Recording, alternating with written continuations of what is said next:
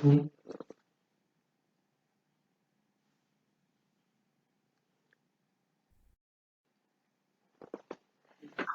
morning. Happy Tuesday, everybody. Happy December. Thanks for joining me again today. Today, we're going to have a very important topic. Good morning. Happy Tuesday, everybody. Happy December. Hold up, I got some Thanks for feedback joining here. me again today. Today, we're going to have a very important topic. Can you still hear me over there? Happy Tuesday, Amber? everybody. Happy December. Hold up, I got some Thanks for feedback here. joining You still me hear me over again there? today. I'm not double tapping. Today, we're going to have a very Can you hear me? important topic. Can you still hear me over there? Happy Tuesday, everybody. Happy December. Hold up, I got some Thanks for feedback here. joining You still me hear me over again there? today. I'm not double tapping. Today, we're going to have a very Can you hear me? important topic. Can you still hear me over there? Something just happened. I'm not sure. Okay. All right. I'm just going to carry on, so hopefully you can hear me. Okay. My screen keeps disappearing on me. All right. So we're going to carry on. I have a very important topic today, so I want to get through this because we're going to talk about heart disease today. And I've just been really upset with what I've been hearing a lot of lately because so many people are struggling with heart disease. One of my patients told me that over the Thanksgiving holidays that he lost one of his cousins, 39 years old, died of a heart attack. That's awful. That's horrible. And I think about the poor family that's having to deal with that. It shouldn't happen that way. And heart disease is still the number one killer. 1 out of 2 people are going to die of heart disease, statistically. So, wow, I've got my little mouse moving all over the place. That's interesting. Okay. Anyway, so 1 out of 2 people are still going to die of heart disease. That's 50%. Half the people you know are going to die of heart disease according to the statistics. That's terrible. Cancer, not any better. 1 out of 3 are statistically going to die of cancer. So 5 out of 6 people are going to die of cancer of heart disease. Statistically, that's the way it goes. So, and then what the heck is up with hormones? Low testosterone, PCOS, endometriosis, fertility issues. We've just got to do something different, people. I mean, we've got to do something different because what we're doing, it's not working. And we've got to find out what's triggering all these things because they're all highest they've ever been in history. And that's just not acceptable. And here's the crazy thing, for the most part, it's preventable. All right. So we're going to talk about today, we're going to talk about heart disease. We're going to talk about HDL versus LDL. And we're going to talk about golf balls versus tennis balls, do medications work, and then we're going to talk about testing. So first of all, let's talk about HDL and LDL. Do I have a picture on that one, Lee? No, okay. All right. So, so first of all, HDL is the good cholesterol and LDL is the bad cholesterol. Look, your body makes them both. They're both necessary. We need both HDL and LDL, and they do different things. So cholesterol is basically fat, and it travels through your blood. Oil and water don't mix. So how are we going to get this fatty cholesterol from the liver to the part of the body that needs it? Well, we have these high and low density lipoproteins. That's HDL and LDL. So LDL is like the carrier. It's like Uber. It takes the cholesterol from your liver to where it needs to go in the body. And HDL is like the recycled truck. So it comes around and it cleans up any excess that's not being used, takes it back to the liver. It either recycles it or it processes out of your body. So both of them are necessary. It's not good or bad. Your body doesn't make mistakes. If your LDL is high, there's something that's triggering it and there's something that's driving it high. So it's not like, oh my gosh, I have high LDL, give me a statin drug. No, it's high for a reason. We have to find out what's triggering it and what's making it high, and then we go from there. So the other thing with LDL and HDL, let me see. Okay, I want to show you this. Okay, so particle and size. Size matter when it comes to cholesterol. So the bigger the size, the better. So we talk about like tennis balls and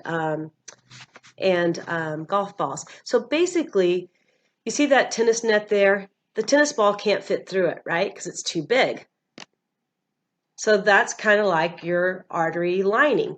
The big cholesterol, the big LDLs, the big HDLs, they can't fit through there. So we want big, fluffy tennis balls, big fluffy LDL. Okay, and so that's the way the liver makes it.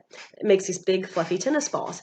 So it can't get through the endothelium, or that lining on your blood vessel, right? So as we get stressed, as we get inflamed, as we have oxidation happening in our body, that LDL gets smaller and smaller and smaller and smaller. And if you think about our little picture with the tennis ball, a tennis ball can't fit through the net, but a smaller ball, like a golf ball, could pass through there. So when it's smaller like that, that's when it can pass into the arterial lining. My battery's running lowly. My battery's running low. Okay. So anyway, so if we have big LDL particles, they're going to flow through just like they're supposed to. If we have smaller LDL particles, they're going to have more of an opportunity to get through there. So what makes the big fluffy tennis balls go down to the small, hard golf balls? It's all about inflammation. It's about oxidative stress. And there are things in the body that trigger that. So if we can find out what's causing that to flare up, calm that down, then the body gets to work like it's supposed to. All right? I hope that makes sense. So we want golf balls, big fluffy LDL, big fat HDL, because the bigger the HDL is, it can pick up more of the stuff that needs to be recycled and bring it back to the liver. So bigger is always better when we're talking about LDL or HDL. All right. So the next thing I want to talk about is medications. Do medications work? Blood pressure medications, statin drugs. So here's the thing. Medicines always work. They always work. They always do what they say they're going to do. So will blood pressure medication lower your blood pressure? Yes, it will. It absolutely will. Will blood pressure medication do anything to help repair, strengthen, rebuild your heart? No, it doesn't. It doesn't at all. Same thing for statin drugs. What do you see this graph here? Let me switch this around here. So this is a graph comparing statin drugs versus placebo. Okay, so this is the sugar pill, right? So look at this. So the blue is the statin drug and the red is the placebo. So how did it affect the cholesterol rates? Do you see how close they are? Not much difference, right? There's actually a 1% difference of taking the statin drug versus the placebo.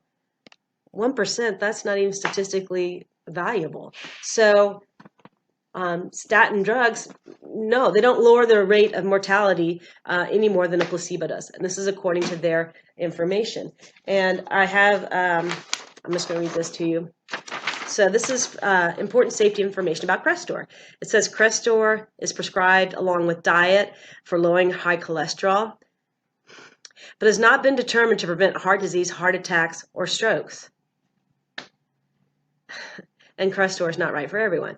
Same thing for Lipitor. It says is a prescription drug used with diet to lower cholesterol. And here's the common thing between both of these. Diet's important, right? So Lipitor is not for everyone, including those with liver disease or possible liver problems. Why? Because it's very stressful on your liver, among all the many side effects that we have with the statins. Not if you're nursing, if you're pregnant, or you're trying to become pregnant, you don't want to take a statin drug. And then the last line says Lipitor has not been shown to prevent heart disease or heart attacks. So if you're taking a statin drug thinking that's going to help prevent heart disease or heart attack, it doesn't. And that's their information and their safety info that comes in the drug. So that's what they're telling you. That's not what it does. It doesn't reduce heart attacks or heart disease. So it artificially lowers your cholesterol for some reason. We know it's high. We don't know why it's high.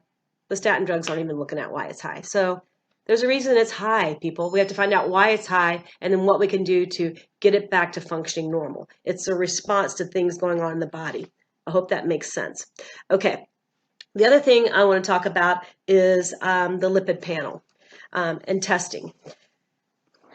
By the way, please share and like this information because there are people 39 years old dying of heart attack. I mean, we've got to do something different. That is just not okay. So please help me on my mission to get people really well and get their body functioning like it's supposed to and get them healthy again.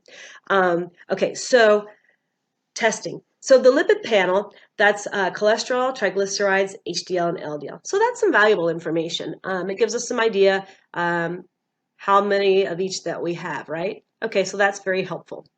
However, there are other values that we test at the Wellness Way that give us more information about heart disease risk. And so testing is important, but you have to be doing complete and proper testing. The lipid panel in and of itself, it's helpful, but it's not the full picture. So we have an advanced cardio panel that we look at. So remember we talked about the LDL size. So it shows us the size. If they're small, it shows us how many we have. Is there rush hour in your bloodstream? Is there too many particles in there? So it gives us really valuable information and markers that we can use to help get you better. So the other thing about heart disease, and here's very important, it's secondary. Can heart disease kill you? Absolutely, it can kill you. I don't want you to die. So if you have to take some medications until we can get your heart working better and get your numbers in a better zone, yes, by all means do that. But heart disease is typically a response to something. It's secondary. It's not primary. Secondary to what? It can be immune function. It can be a nerve system function problem. It could be an infection. So if we don't address those things and we just give you a medication, you're not going to be healthier and you're not going to function properly. Do you see how backwards and upside down that is? So we have to look and see what are the other systems in the body that could be affecting the heart. At the Wellness Way, we talk about the body being a Swiss watch. We have all these different gears and they all interact together. So if I just take this gear out and say, this is the heart, and I'm going to look at this one, they'll work together. You can't separate them out. And if this heart gear is not working properly, what are the other gears that are working with that? So we have to find out the whole system, look at it as a whole and find out what's going on. So if there's a food allergy, if there's leaky gut, if there's an infection, if you have unused sugar, it turns into triglycerides. So we don't want that high either. So we need to know those things going in so we can find out what's going on with you specifically and how can we specifically guide you to a better place health-wise. All right. So let's see. Heart disease is preventable. If you look at cancer.org, heart.org, the websites even say it. For the most part, it's preventable. So if it's preventable, why is it still so high? 1 out of 2 people, 50% of our population is going to die of heart disease. That's mostly preventable. And I was talking with Dr. Greg Abbott in our Green Bay office. He's our heart doctor that we go to for advice. And he said the sad thing is it's so easily reversible too. But here's the thing, heart disease is the silent killer. You don't always have symptoms. You don't have symptoms. Sometimes you can have some chest pain. Sometimes there are some symptoms. You can have arm pain, things like that. But a lot of it goes undiagnosed because they're not symptoms. So if you have a history of it, if you're concerned about it, get checked and get checked properly. Get tested. I'm here in the Houston area. I'm happy to check you. The Wellness Way, we're all around the country now. You can go to twwclinics.com and check out the office nearest you and just get tested. Let's work together to bring this 1 out of 2 down. Let's bring that number down, that percentage down, because it's preventable and it's easily reversible if we can catch it in time. Okay, so I want to let you know, next Tuesday, December 12th, is our next inflammation dinner talk at Churrasco's at 6:30. We still have some seats available. Lee's going to put the Eventbrite link in the comments. Yep, thank you, Lee. And so just go to the Eventbrite link and register. We'll tell you more about the Wellness Way approach and what we do and how we look at the whole Swiss watch principle and the different gears in the watch. So really great information.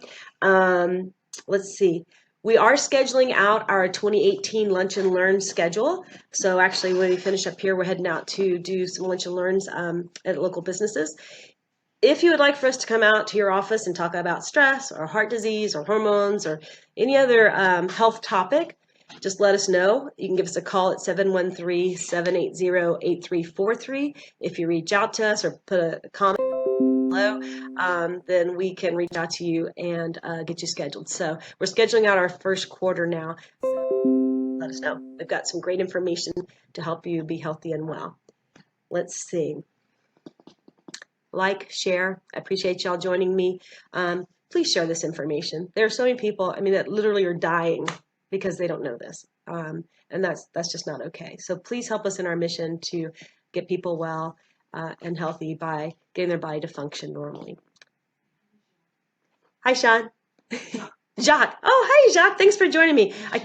Hey, Shelly. Thanks for joining me again. I appreciate y'all being here. Okay. Tell your friends to join us next week, okay? Thanks a lot. Y'all have a great day. I look forward to seeing you next Tuesday. Bye.